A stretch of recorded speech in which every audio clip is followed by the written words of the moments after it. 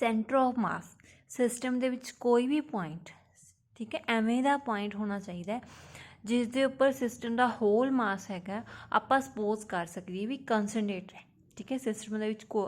ਐਵੇਂ ਦਾ ਪੁਆਇੰਟ ਜਿੱਥੇ ਸਾਰਾ ਜਿਹੜਾ ਸਿਸਟਮ ਦਾ ਮਾਸ ਹੈ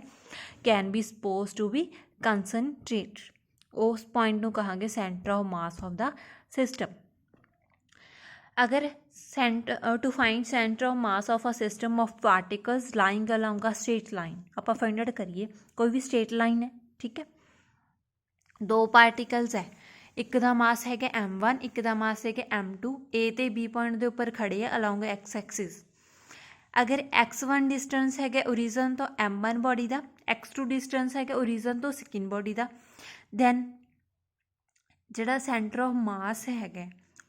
वो वाला की है x is equals to m1 x1 plus m2 x2 upon m1 plus m2। Distance of centre of mass of a system of two particle from the origin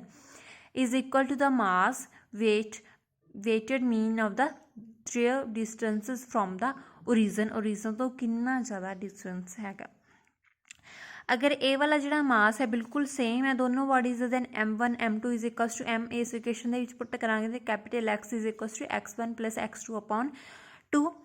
अगर ए वाला इस आपां कोआर्डीनेट एक्सिस दे विच लैके चलीए, ठीक है, m1 m2 दो बॉडीज़ है, origin तो r1 डिस्टेंस के उपर r1 वैक्टर है, इधर है r2, दैन इस डिनोट करांगे capital R is equals to m1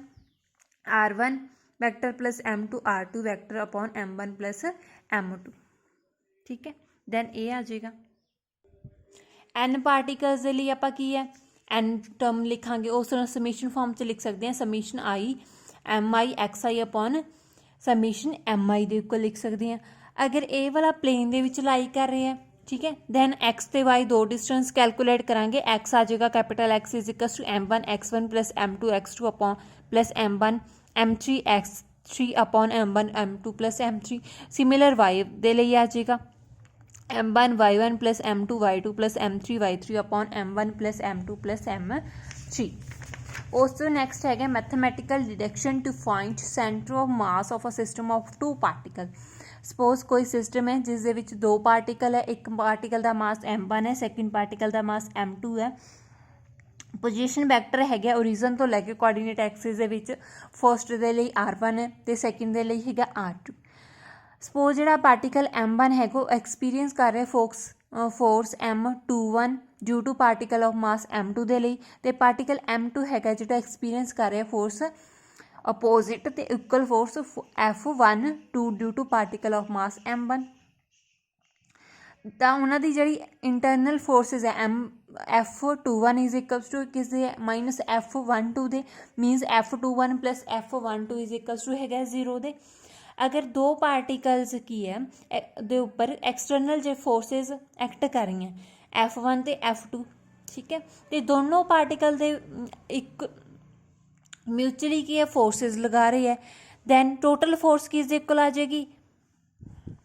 ठीक है, दैन टोटल फोर्स की आ जाएगी एक्सटर्नल प्लस इंटरनल दे। अगर आप पार्टिकल फर्स्ट के लिए गल करिए जिसका मास m1 है, इक्वेशन ऑफ मोशन की बन जाएगी dp1 is equal to dt is equal to total force जिन्नी पार्टिकल से लग रही है, फर्स्ट पार्टिकल से जी फोर्स लग रही है वो इंटरनल हैगी F21, एक्सटर्नल हैगी F1, दैन P1 की वैल्यू पुट करांगे m1 into V1, then d upon dt m1 V1 is equal to F21 plus F1। Similar second particle के लिए आ जाएगी d upon dt m21 m2 V2 is equal to F12 plus F2। दोनों equations नू add करांगे, F21 plus F12 की value 0 है, then 0 आ जाएगी, दैन इस साइड की रह जाएगा F1 plus F2। F1 plus F2 की है total external force, then F total is equal to d upon dt m1 V1 plus d upon dt m2 V2। हुण इस दे विच कॉमन करके लिख सकते हैं d upon dt m1 V1 plus m2 V2। dr upon dt velocity के equal है, ठीक है, इत्थे वेलोसिटी की वैल्यू सबस्टिट्यूट करांगे dr1 अपॉन dt, इस इधर dr2 अपॉन dt, इस नूं लिख सकते हैं d upon dt m1 r1 plus d upon dt m2 r2, एक d अपॉन dt बाहर पे है, दैन की बन जाएगा अगेन फिर इन्हां चों कॉमन करके लिखांगे d upon d t m1r1 plus m2r2 ये की बन गया double derivative of m1r1 plus m2r2 तो एफ टोटल आ जाएगी m1 m2 ਦੇ ਨਾਲ ਇਸ ਨੂੰ ਡਿਵਾਈਡ ਤੇ ਮਲਟੀਪਲਾਈ ਕਰਾਂਗੇ ਦੈਨ ਆ ਜਾਏਗੀ f total is equal to m1 plus m2 into d square upon dt square m1 r1 plus m2 r2 upon m1 plus m2 ਜਿਹੜਾ ਤੁਹਾਡੇ ਕੋਲ ਟਰਮ ਹੈਗੀ ਹੈ d square m1 r1 plus m2 r2 upon m1 plus m2 ਉਹ ਹੈਗੀ x relation ਤੇ m1 r1 plus m2 r2 upon m1 plus m2 ਹੈਗੇ dimensions of position vector ਦੇ ਠੀਕ ਹੈ ਤਾਂ ਇਹ ਜਿਹੜੀ ਇਕੁਏਸ਼ਨ ਲਾਸਟ ਦੇ ਵਿੱਚ ਆਪਾਂ ਕੈਲਕੂਲੇਟ ਕੀਤੀ ਹੈ ਐਫ ਟੋਟਲ ਵਾਲੀ ਉਹ ਡਿਸਕ੍ਰਾਈਬ ਕਰ ਰਹੀ ਹੈ ਮੋਸ਼ਨ ਆਫ ਟੋਟਲ ਮਾਸ ਹੈਗਾ m1 plus m2 under the effect of total external force F total दे जिसका पोजीशन वैक्टर क्या आएगा R vector is equal to m1 r1 plus m2 upon m1 plus m2 अगर n particles है n particles की position vector आ जाएगा r is equal to m1 r1 plus m2 r2 plus m3 r3 up to m1 r1 rn upon n particles के masses का सम